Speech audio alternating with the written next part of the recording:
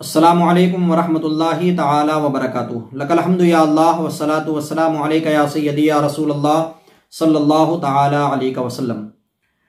कहाँ गए वो लोग जो मेरा इंतज़ार कर रहे थे और बड़े शौक़ से टाइटल डाल रहे थे कि जिस दिन का इंतज़ार था वो आ गया।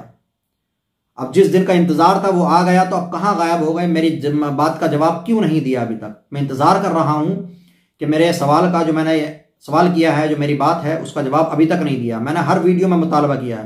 कहाँ गए अजीम अंसारी?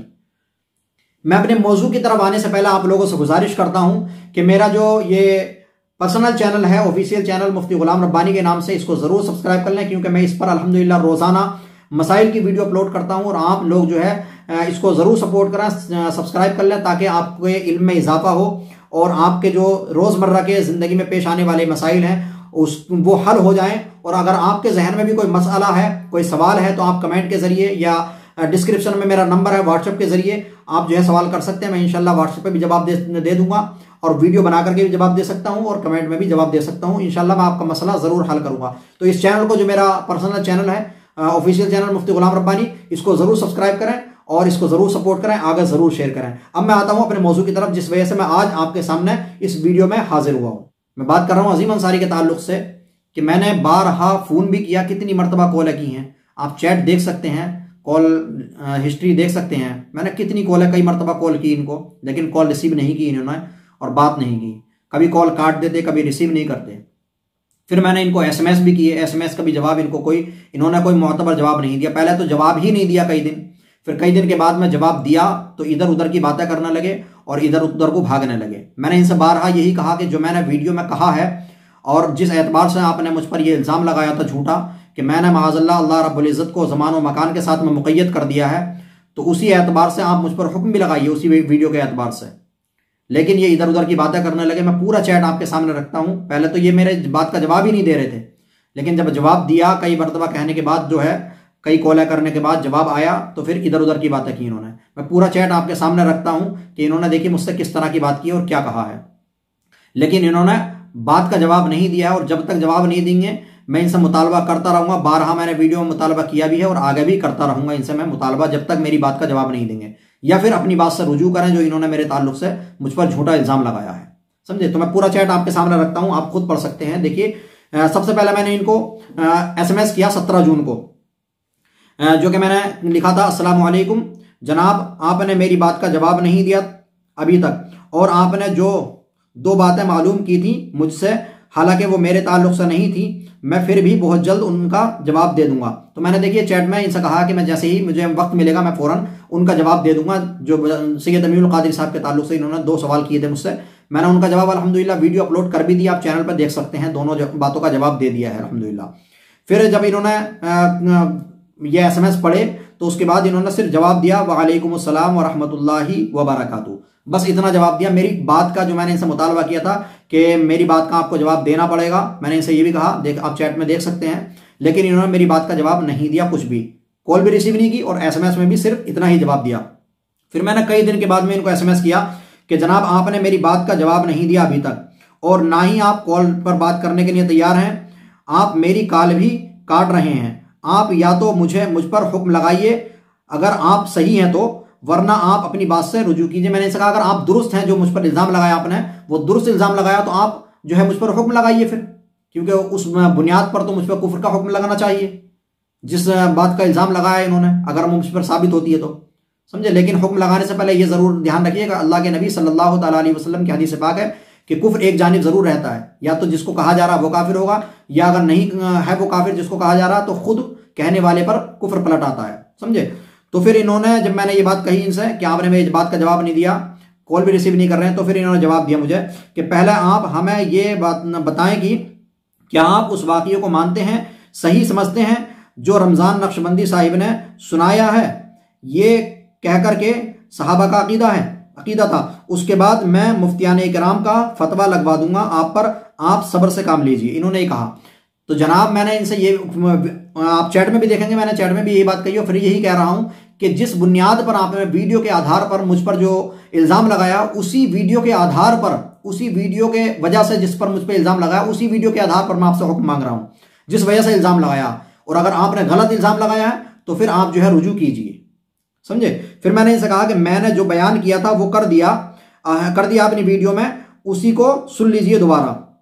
तो फिर इन्होंने कहा कि हुक्म मांग रहे हो तो ये बताना पड़ेगा, डर क्यों रहे हैं आप? तो मैं डर नहीं रहा हूं, हुक्म जो मांग रहे हैं आप, किस चीज का हुक्म मांग रहे हैं? यही ना कि नक्शबंदी साहब का जो वाकया है वो सही है या गलत? मैंने जो सही है या गलत है, जो मेरा मौकिफ है, वो मैंने वीडियो में बयान कर दिया है। मैंने हदीस जो उन्होंने सुनाई है, जिस हदीस के आधार पर, जिस हदीस की रोशनी में उन्होंने वाकया बयान किया है, उस हदीस की मैंने तशरीह की है और उससे जो मुराद है वो मैंने बयान किया कि इससे क्या मुराद है इस हदीस से, समझे। तो आप हुक्म जो लगवाना कहना है, तो मुझसे क्या अब अकीदा पूछ रहे हैं मेरे ताल्लुक से, मेरे बारे में क्या पूछ रहे हैं, कि क्यों पूछ रहे हैं मुझसे? जब आपने पहले ही हुक्म लगा दिया मुझ पर, या पहले ही इल्जाम लगा दिया मुझ पर, तो अब बाद में मुझसे मेरा अकीदा क्यों पूछ रहे हैं? अगर पूछना ही था तो ये इल्जाम लगाने से पहले पूछते कि आप उस वाक़ये को सही कहते हैं या मानते हैं या नहीं मानते, आपका क्या अकीदा है, क्या मौक़िफ़ है, पहले पूछते, उसके बाद में फिर मुझ पर हुक्म लगाते कि हाँ मैंने अल्लाह रब्बुल इज़्ज़त को ज़मान और मकान के साथ में मुक़य्यद किया है या नहीं। आपने मुझसे पहले तो पूछा नहीं, अब पूछ रहे हैं हुक्म लगाने के बाद में, मुझ पर इल्ज़ाम लगाने के बाद में। पहले पूछना चाहिए था ये मुझसे, मेरा अकीदा क्या है। और मैंने जो अकीदा है, जो मेरा मौक़िफ़ है, वो मैंने वीडियो में बयान कर दिया। अगर जिसकी समझ में नहीं आया तो वो बार बार सुने मेरी वीडियो को, उस वीडियो को जाकर के, समझे। फिर मैंने इससे कहा कि आपने किस बात की वजह से मुझ पर यह इल्ज़ाम लगाया है कि मैंने अल्लाह रब्बुल इज़्ज़त को ज़मान व मकान के साथ में मुक़य्यद किया है। जिस बात की वजह से आपने ये कहा है कि मैंने अल्लाह रब्बुल इज़्ज़त को ज़मान व मकान से मुक़य्यद कर दिया है, अल्लाह रब्बुल इज़्ज़त के लिए ज़मान व मकान साबित किया है, ये आप ही ने कहा है मेरे बारे में। जब कहा है तो उस बुनियाद, किस बुनियाद पर कहा है? जिस बुनियाद पर कहा है वही मुफ्तियान इकराम को सुनाकर हुक्म लगवा लो, या आप ही लगा दो, क्योंकि आप काफ़ी तौबा वगैरह कराते हैं उलमा से, तो आप खुद ही लगा दीजिएगा। मैंने इनसे कहा कि जिस बुनियाद पर आपने मुझ पर यह इल्ज़ाम लगाया है कि मैंने माज़अल्लाह अल्लाह रब्बुल इज़्ज़त को ज़मान व मकान के साथ में मुक़य्यद कर दिया है, उसी बुनियाद पर जो है वही वीडियो सुन करके या सुना करके मुझ पर हुक्म भी लगवा दीजिएगा। मैंने इनसे ये कहा है। फिर उन्होंने मुझसे कहा कि मुफ्ती हो आप, लेकिन समझ नहीं पा रहे हो। अभी मैंने किसी पर हुक्म नहीं लगाया है, वो बात मैंने सिर्फ समझाने के लिए कही थी, वरना एक बार वीडियो फिर से देख लो। इन्होंने वीडियो देखने के लिए कहा, जबकि उस वीडियो में साफ अल्फाज में है कि मैंने ये कहते हुए इन्होंने कहा है कि सुन सकते हैं आप भी, कि मैंने अल्लाह रब्बुल इज़्ज़त को माज़अल्लाह ज़मान व मकान के साथ में मुक़य्यद कर दिया है, इन्होंने ये कहा है। फिर मैंने इनसे कहा कि मैंने देख ली, आपने कहा है कि आपने अल्लाह को ज़मान व मकान के साथ में मुक़य्यद कर दिया है। आपके ये जुमले हैं, ये किस वजह से कहा है और क्या समझाना चाहते हैं आप मेरे बारे में, ये बताइए। मैं ये कहकर ज़रा मुझे भी समझा दो। मैंने ये कहा कि ज़रा मुझे भी समझा दो कि मेरे बारे में आप क्या कहना चाहते हैं, मेरी समझ में नहीं आ रहा। फिर इन्होंने कहा कि आप एक बार फिर से सुन लीजिएगा, पहले कहीं गलती ना हो जाए। वीडियो को इन्होंने दोबारा सुनने के लिए कहा। मैंने कहा मैंने सुन ली, मैं नहीं समझ पाया कि आप मुझ पर यह इल्ज़ाम लगाकर क्या समझाना चाहते हैं। आप बता दीजिए कि क्या समझाना चाहते हैं। मैंने इनसे कहा, समझे, कि क्या समझाना चाहते हैं मुझ पर यह इल्ज़ाम लगा करके। तो इन्होंने कहा कि मैंने वो बात समझाने के लिए कही है, ना कि आप पर हुक्म लगाया है। आप बात की नज़ाकत को नहीं समझ पाते, और आप पर यह हुक्म तो तब लगेगा जब आप वो वाक़ये को सही मानेंगे। इसलिए पूछ रहा हूं कि आप उस वाक़ये को सही मानते हैं या नहीं, सही मानते हैं। इन्होंने ये मुझसे कहा, जबकि मैंने वीडियो में सब कुछ, अपनी वीडियो में बयान कर दिया है, सब कुछ बता दिया है कि मैं किस ताल्लुक से बात की है मैंने। और वीडियो में जो है मैंने हदीस के मुतालिक बात की है, हदीस के बारे में बयान किया है और उससे क्या मुराद है वो बयान किया है। लेकिन इन्होंने फिर भी मुझ पर यह इल्ज़ाम लगा दिया, समझे। तो जब ये समझे ही नहीं मेरी वीडियो को, तो मुझ पर क्यों हुक्म लगा दिया इन्होंने मुझ पर? जब मुझ पर मेरे वाक़ये को, मेरी बातों को इन्होंने समझा ही नहीं, तो फिर मुझ पर कैसे इन्होंने मुझे कह दिया, मुझ पर ये इल्ज़ाम लगा दिया कि मैंने अल्लाह रब्बुल इज़्ज़त को माज़अल्लाह ज़मान व मकान के साथ में मुक़य्यद कर दिया। क्यों आखिर इन्होंने ऐसा कहा? फिर मैंने कहा इनसे कि और मैंने अपनी वीडियो में क्या कहा है। पहली वीडियो में रमज़ान नक्शबंदी और सैयद अमीरुल कादरी साहब के ताल्लुक से, ये आप पहले खुद सुन लीजिएगा। क्या मैंने ये साबित किया है कि अगर रमज़ान नक्शबंदी साहिब का ये अकीदा है कि अल्लाह को हकीकत में मदीने की गलियों में चलते हुए देखा है, तो क्या मैंने इसको सपोर्ट किया? मैंने ये कहा है कि जिस हदीस को उन्होंने बयान किया है और उससे जो मुराद लिया है, वो मुराद अल्लाह का जलवा है, ना कि हकीकत में ज़ात इलाही। समझे? तो उस हदीस से मुराद अल्लाह का जलवा है जो कि हुजूर सल्लल्लाहु ताला अलैहि वसल्लम के चेहरे अनवर के अंदर है। समझे? मैंने उसी को साबित किया है, उसी को बयान किया है, ना कि मैंने ये कहा कि माज़अल्लाह अल्लाह रब्बुल इज़्ज़त हकीकत में मदीने की गली में टहल रहा। माज़अल्लाह ऐसा अकीदा तो कभी भी नहीं मेरा हो सकता और ना रख सकता कभी। अल्लाह रब्बुल इज़्ज़त ऐसा अकीदा रखने से पहले या ऐसा गुमान करने से पहले मुझे दुनिया से उठा ले। समझे? फिर मैंने कहा कि मैंने जो उस वीडियो में बोला है आपने उसी के आधार पर यह कहा है कि मैंने अल्लाह रब्बुल इज़्ज़त को ज़मान व मकान से मुक़य्यद कर दिया है।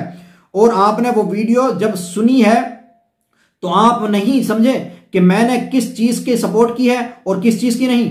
अगर नहीं समझे तो दोबारा सुन लो। और अगर मैंने उसमें रमज़ान साहिब के उस वाक़ये को उस वाक़ये की सपोर्ट की है उस वीडियो में, तो दिखाओ और हुक्म लगाओ। अब दोबारा क्या मालूम कर रहे हो? जब मुझ पर यह इल्ज़ाम लगाया है जिस वीडियो के आधार पर, तो उसी वीडियो के आधार पर मुझ पर हुक्म भी लगाओ। अगर मैंने सपोर्ट की है तो फिर हुक्म लगाओ, क्यों डर रहे हैं आप? और अगर सपोर्ट नहीं की है तो फिर रुजू कीजिए कि आपने ऐसा क्यों बोला, मेरे ताल्लुक से मुझ पर इल्ज़ाम क्यों लगाया। फिर उन्होंने कहा कि बार बार मैं आपको समझा रहा हूं कि बात की नज़ाकत को समझो। ये बात इसलिए कही गई है कि अगर आप उस वाक़ियों को सही मानते हो तब, और वो वाक़िया पहले पेश कीजिए कि वो किस किताब में लिखा हुआ है। तो देखिए ये वाक़िया उन्होंने बोला है रमज़ान नक्शबंदी ने, तो उनसे पूछिए कहाँ लिखा हुआ है। समझे? मैंने सिर्फ उस हदीस के मुतालिक बयान किया जो उन्होंने हदीस बयान की है, और जिस हदीस के आधार पर उन्होंने वाक़िया बयान किया वो वाक़िया कहाँ से लिया उनसे पूछिए। समझे? क्योंकि हर किसी का जवाब दे मैं नहीं हूँ, मैं अपनी बातों का जवाब दे हूँ। दूसरी चीज़ ये कि जो मैंने हदीस बयान की है और जिस आधार पर मैंने बोला है वो हदीस मैंने वहाँ पर सुना, सब कुछ बयान कर दिया उस हदीस के मुतालिक उस वीडियो के अंदर। लेकिन आपने बगैर सोचे समझे जो है मुझ पर यह इल्ज़ाम लगा दिया कि मैंने माज़अल्लाह अल्लाह रब्बुल इज़्ज़त को ज़मान और मकान के साथ में मुक़य्यद किया है।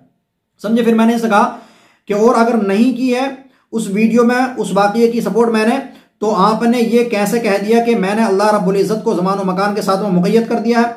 आपने मेरे उस वीडियो में समझा था, क्या समझा था? क्या मैंने उस वाक़ये की सपोर्ट की है? तो इन्होंने कहा कि आपने ये क्यों नहीं कहा कि ये वाक़या झूठा है क्योंकि ये अल्लाह को मुक़य्यद कर रहा है। तो देखिए मैंने क्यों कह दूं, मैंने जब मुझे मालूम ही नहीं है कि वाक़या है या नहीं, और जिस वाक़ये के बारे में मुझे तहक़ीक़ नहीं है, तो मैं कैसे कह दूं कि ये झूठा है? हो सकता है किसी किताब में हो, अगर हुआ तो फिर मैं झूठा हो जाऊंगा। मैं तो ये नहीं कह सकता जब तक मैं तहक़ीक़ ना कर लूँ। तो बगैर तहक़ीक़ के मैं कैसे इनकार कर दूं? मैं किसी भी चीज़ का इनकार या इस बात उस वक्त करता हूँ जब मुझे हकीकत मालूम होती है, और जब हकीकत मालूम नहीं हो तो मैं खामोशी इख्तियार करता हूँ। उस हदीस के बारे में जितना मालूम था मुझे, जितना मेरी जानकारी में था, वो मैंने बयान किया। उस हदीस से जो मुराद लिया है रमज़ान नक्शबंदी साहिब ने, वो मैंने बयान किया। और जुन्नुल मोमिनीन खैरा के तहत जो मैंने कहा है वो मैंने बयान किया उस जुन्नुल मोमिनीन खैरा के तहत। समझे? लेकिन आप उसको नहीं समझे हैं, आपने बिला वजह मुझ पर इल्ज़ाम लगा दिया। फिर मैंने इनसे कहा कि अगर की थी मैंने सपोर्ट, तो आपकी नज़र में अगर मैंने सपोर्ट की है उनकी, तो हुक्म लगा दीजिए। और अगर नहीं की तो आपने मुझ पर इल्ज़ाम क्यों लगाया कि आपने उस रमज़ान नक्शबंदी की सपोर्ट की है? जब मैंने सपोर्ट नहीं की उस वाक़ये की, तो फिर आपने क्यों मुझ पर इल्ज़ाम लगा दिया? फिर उन्होंने कहा यार आप मुफ्ती हो लेकिन बात की नज़ाकत को नहीं समझ पा रहे हो। मैंने कहा कि मैंने ये कहा है कि इससे मुराद हकीकत में ज़ात इलाही नहीं है बल्कि जलवा इलाही है। मैं खूब समझ रहा हूँ आपकी बात को। मैंने इनसे ये भी कहा कि मैं खूब समझ रहा हूँ आपकी बात को, लेकिन ये मेरी बात को नहीं समझ पा रहे, और इन्होंने मुझ पर बिला वजह इल्ज़ाम लगा दिया। फिर मैंने इनसे कहा कि ये जब मैंने इनसे कहा कि मैं खूब समझ रहा हूँ, तो इन्होंने कहा कि ये आपकी तावील है, अभी हम खाना खाने जा रहे हैं, इन्होंने कहा। फिर मैंने कहा कि जी कुछ भी कहिए, अगर तावील मानते हैं तो तावील ही सही, लेकिन मैंने जुन्नुल मोमिनीन खैरा के तहत ये गुमान किया है कि अच्छा गुमान किया है, और उस हुक्म के पेश नज़र के मोमिन के कौल में कोई जायज़ तावील होती हो तो उसको कुफ्र से बचाना चाहिए। मैंने वही किया है रमज़ान नक्शबंदी साहब के उस वाक़ये के बारे में, जो कि मैंने सब कुछ अपनी वीडियो में बता दिया है, सब कुछ वाज़े कर दिया है। उसके बाद भी आपने मुझ पर यह इल्ज़ाम लगाया कि मैंने अल्लाह रब्बुल इज़्ज़त को ज़मान और मकान के साथ में मुक़य्यद कर दिया। आपने सब कुछ वाज़े होने के बाद भी मुझ पर इल्ज़ाम क्यों लगाया? मैंने इनसे कहा इसकी वजाहत करना पड़ेगी आपको। फिर यही कहा कि यही गुमान मुफ्ती अकमल साहब के बारे में क्यों नहीं रखा आपने? आप देखो मैं क्या करता हूं, तुम मुझे बहुत परेशान कर रहे हो। ये मुझसे परेशान भी हो गए। समझे? तो इन्होंने कहा मुफ्ती अकमल साहब के ताल्लुक से, और जो मैंने मुफ्ती अकमल साहब के ताल्लुक से वीडियो अपलोड की है उसमें मैंने कोई हुक्म नहीं लगाया है या मैंने कुछ नहीं कहा ज़्यादा उसमें। मैंने सिर्फ उसमें जो है हज़रत अल्लामा मौलाना मुफ्ती शहजाद आलम साहिब क़िबला की एक ऑडियो सुनाई है, जो कि उन्होंने जवाब दिया है मुफ्ती अकमल साहब को। तो मुफ्ती अकमल साहब को जवाब उन्होंने दिया है, तो उनसे सवाल कीजिए कि उन्होंने जवाब क्यों दिया है, किस बेस पर जवाब दिया है, क्या समझा है उन्होंने, मुझसे क्यों जवाब तलब कर रहे हैं। ये मुफ्ती शहजाद आलम साहब से जवाब तलब कीजिए ना। फिर मैंने इनसे यही कहा कि उन्होंने तो उस शेर को गलत साबित करने की कोशिश की है और उसमें मैंने कुछ भी नहीं कहा है, मैंने तो सिर्फ हजरत अल्लामा मौलाना मुफ्ती शहजाद आलम साहिब की क़िबला की ऑडियो सुनाई है जो उनको जवाब दिया है, यानी कि मुफ्ती अकमल साहब को। अगर आपको एतराज़ है तो मुफ्ती शहजाद आलम साहब से मालूम कीजिए कि उन्होंने क्यों उनको जवाब दिया है। और परेशान क्या कर रहा हूं मैं आपसे जवाब तलब कर रहा हूं जो आपने मुझ पर झूठा इल्ज़ाम लगाया कि अल्लाह के ताल्लुक से कि मैंने माज़अल्लाह अल्लाह रब्बुल इज़्ज़त को ज़मान व मकान के साथ में मुक़य्यद कर दिया, उसका जवाब दे दो। मैं आपसे कुछ नहीं कहूँगा और आपको जो करना है करो, लेकिन जवाब के लिए हमेशा तैयार रहना। मैंने इनसे ही बात कही है, उसके बाद इनका कोई जवाब नहीं आया। तो मैं हमेशा ये मुतालबा करता रहूँगा और कर रहा हूँ और आगे भी करूँगा कि जब तक मेरी बात का जवाब नहीं दोगे मैं किसी और मौजू पर आपसे बहस नहीं करूँगा। आपसे किसी और मौजू पर बात तभी करूँगा, आपकी बातों का जवाब अगली बात का तभी दूंगा। अगर आप मुझसे सवाल करेंगे कोई भी तो मैं उसका जवाब तभी जवाब दूंगा जब आप मेरी इस बात का जवाब देंगे, या तो मुझ पर हुक्म लगाएंगे या फिर आप अपनी बात से रुजू करेंगे। समझे? मैं बारहा आपसे मुतालबा करता रहूंगा कि आपने मुझ पर यह इल्जाम किस बेस पर लगाया, और जिस बेस पर इल्जाम लगाया है तो उसको साबित कीजिए, और साबित नहीं कर पा रहे हैं, आपने गलत इल्जाम लगाया तो उससे रुजू कीजिए, यह आपकी जिम्मेदारी है। और नाजरीन से मैं कहता हूं कि जिन्होंने मुझसे कमेंट में मुतालबा कर रहे थे कि सैयद अमीनुल कादरी साहब के ताल्लुक से जो उन्होंने सवाल किए थे, मुझसे जवाब तलब कर रहे थे, वक्त नहीं था मेरे पास में मैं वीडियो ताकि अपलोड करता, लेकिन जैसे ही वक्त मिला मैंने वीडियो अपलोड की और बताया उन तमाम दोनों बातों के मुतालिक जवाब दिया। तो मुझसे जो कमेंट में सवाल कर रहे थे, अब सैयद अमीनुल कादरी साहब के ताल्लुक से मैं जवाब दे चुका हूं जो उन्होंने 2 सवाल किए थे। अब मेरा जो सवाल है तो अजीम अंसारी साहब से जवाब दिलवाइए, जो लोग उनके मानने वाले हैं, जो लोग उनको उनकी फेवर में हैं, जो उनको फॉलो करते हैं, तो आप उनसे जवाब तलब कीजिए कि मेरी बात का जवाब क्यों नहीं दे रहे, क्यों मुझ पर इल्जाम लगाया, और जिस बेस पर इल्जाम लगाया है उसी बेस पर हुक्म भी लगाइए। आप मुझसे अब दोबारा क्यों पूछ रहे हैं कि मेरा मौक़िफ़ क्या है? मेरा मौक़िफ़ जो है मैंने वीडियो में बयान कर दिया है, और जिस बेस पर आपने जिस मौक़िफ़ को सुनने के बाद में मुझ पर यह इल्जाम लगाया कि मैंने माज़अल्लाह अल्लाह रब्बुल इज़्ज़त को ज़मान व मकान के साथ में मुक़य्यद किया है, उसी बेस पर उसी मौक़िफ़ को सुनने के बाद में आप मुझ पर हुक्म भी लगाइए। क्यों नहीं लगा रहे? क्यों खामोश हैं? ये खामोशी क्या बता रही है आपकी? आपको तो इंतजार था, मेरा इंतजार था, कहां गया वो इंतजार? अब आपने बड़े शौक से टाइटल डाला था कि जिस दिन का इंतजार था वो दिन आ गया। मेरे प्यारे, ये सब कुछ जो है ना, सिर्फ यूट्यूब पे बैठ करके बातों से काम नहीं चलता है। या लोगों को इस तरह से गुमराह करोगे तो सिर्फ ये मत सोचना कि लोग जानते नहीं है कि आपके पास कितना इल्म है और कितना जानते हैं आप। समझे? जो कुछ यूट्यूब पर आप बयान करते हैं, थोड़ा इधर से लिया, थोड़ा इधर से लिया, कुछ सही कुछ गलत अपने आप से समझा और लोगों के सामने बयान कर दिया। लेकिन बेचारे कुछ भोले वाले मुसलमान होते हैं जो ज्यादा इल्म नहीं रखते हैं, तो बेचारे आपकी बातों से, कुछ बातों से मुतासिर भी हो जाते हैं। उनको हकीकत नहीं मालूम कि आप क्या बयान कर रहे हैं। मेरे प्यारे, अपनी शोहरत के चक्कर में, अपने यूट्यूब को चमकाने के चक्कर में, अपने आप को चमकाने के चक्कर में जो है, अपनी शोहरत पाने के चक्कर में जो है, इस तरह से लोगों को गुमराह मत करो। यह आखिरत में आपको जवाब देना पड़ेगा कि लोगों को आपने किस तरह से गुमराह किया है, लोगों को किस तरह से बहकाया है, किस तरह से गलत बातें बयान की है लोगों के सामने। अगर आप यूट्यूब पर हैं तो आप अच्छी बातें बयान कीजिए। मसाइल अगर आपको मालूम है, मसाइल जानते हैं, तो मुझे तो लगता ना खैर मसाइल जानते होंगे। मसाइल जानते तो फिर इस तरह की बातें नहीं करते आप। और अगर जानते हैं तो अच्छी बातें बयान कीजिए। अगर मसाइल नहीं जानते हैं तो वो बातें कीजिए जो आपको मालूम है तहकीक के साथ में।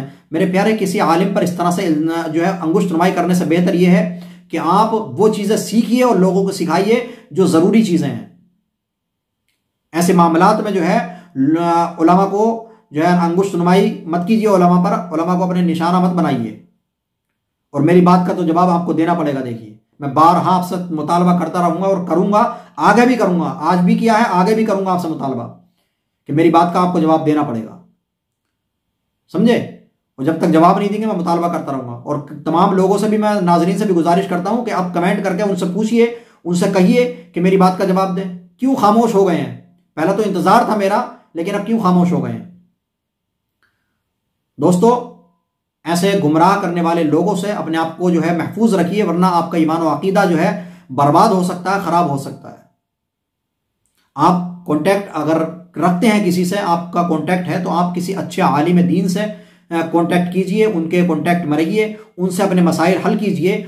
ऐसे अनपढ़ जाहिल लोगों से अगर आप कांटेक्ट करेंगे, उनसे मसले पूछेंगे या उनके मसलों पर कान रखेंगे, उनके मसले सुनेंगे, तो फिर जो है गलत सलत आधा इधर से लिया आधा इधर से लिया और कुछ जो है अपनी बात से सही और गलत बनाया और लोगों के सामने उल्टा सीधा बयान कर दिया, तो यही होगा। तो मेरे प्यारे, आप ऐसे लोगों के चक्कर में ना पड़ें, बल्कि अपने ईमान और अकीदे की हिफाजत करें। मैं बारहा कहता हूं कि ये ईमान और अकीदा बहुत नायाब दौलत है, बहुत नायाब दौलत है। एक दफा चला गया तो सब कुछ बर्बाद हो जाएगा।